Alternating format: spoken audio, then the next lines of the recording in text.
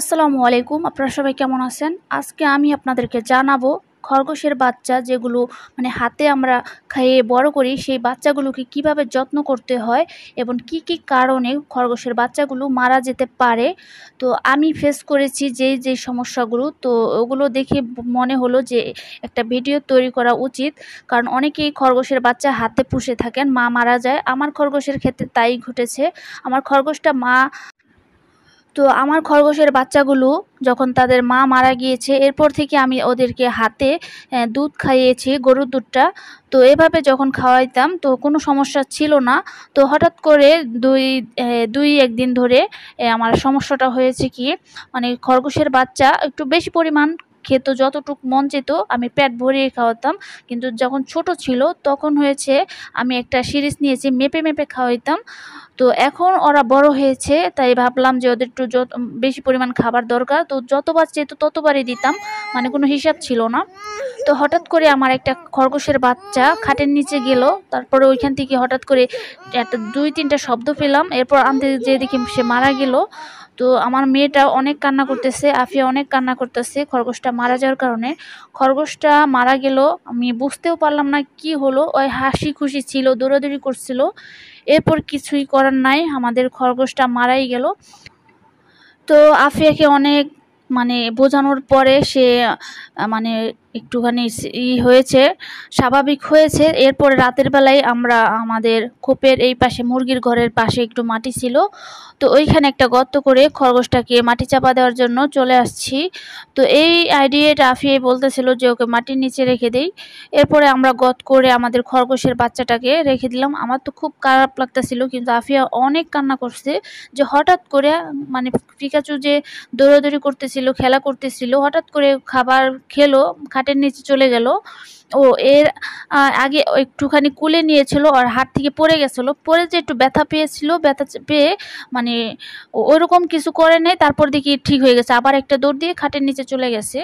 এরপরে ওই আবার 2-3টা শব্দ করলো, এরপর মারা গেল। এখন কি ওই আঘাত পেয়ে মারা গেল নাকি কোনো অন্য পোকামাকড়ে কামড় দিল সেটা বুঝতে পারলাম না। এরপর সকালবেলা একই অবস্থা, আমি আবার খাবার খাওয়ালাম। খাওয়ার পরে ওই কী করলো, দৌড় দিয়ে আমাদের কবুতরের ঘরের নিচে যেখানে ময়লাও থাকে, তো ওইখানে ময়লা থাকে, গ্যাস জমে থাকতে পারে, ওইখানে যেয়ে হঠাৎ করে আরেকটা খরগোশ মারা গেল। রাত্রে একটা, সকালে একটা। তো এভাবে তারপরে আফিয়ার পাপা বলতেছিল যে তোমরা পালতে পারবা না, এগুলোর মা নাই।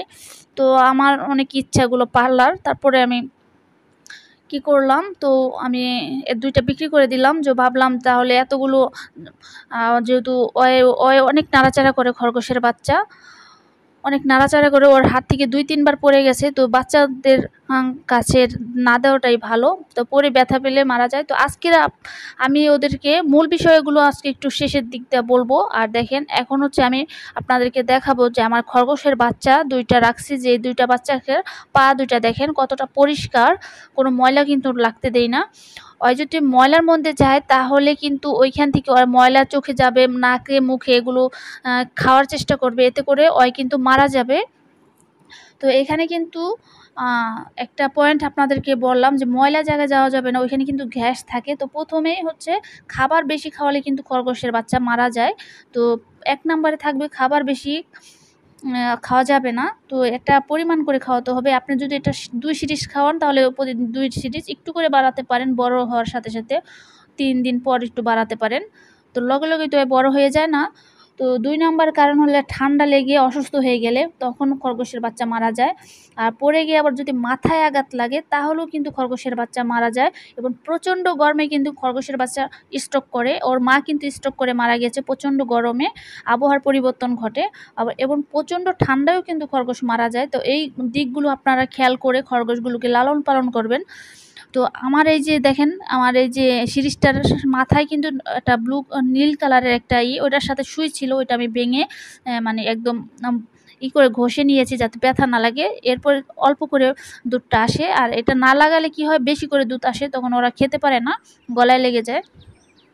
এরপর ওদেরকে খাওয়ালাম, খাওয়া দাওয়া করার পরে রেখে দিলাম। তারপরে বারান্দার কাছ থেকে আমাদের মুরগিগুলো দেখছিলাম, তো বাইরে আসলাম। আসার পরে মুরগির বাচ্চাগুলোকে খাবার দিলাম, দেওয়ার পরে দেখতেছি কিন্তু মনটা অনেক খারাপ। আমাদের খরগোশের বাচ্চা 2টা বিক্রি হয়ে গেল, 2টা মারা গেল। তো এই 2টা বাচ্চা আমরা পালবো, অনেক যত্ন করে পালবো, যদি আমাদের ভাগ্যে থাকে। আল্লাহ চাইলে এই 2টা বড় করতে পারবো, চেষ্টা করব। একটু যত্ন করতে হয়। আর এখানে দেখেন আমাদের মুরগির বাচ্চাগুলো, ওদের কিন্তু এখন ছেড়েই রাখি, বেশিরভাগ ছাড়া থাকে ওরা। তো মাঝে মাঝে কুকুর বেড়ালে ওদেরকেও তাড়া করে, তখন কি করি, বেঁধে রাখি। আর একটু বড় হয়ে গেলে আর কোনো সমস্যা হবে না।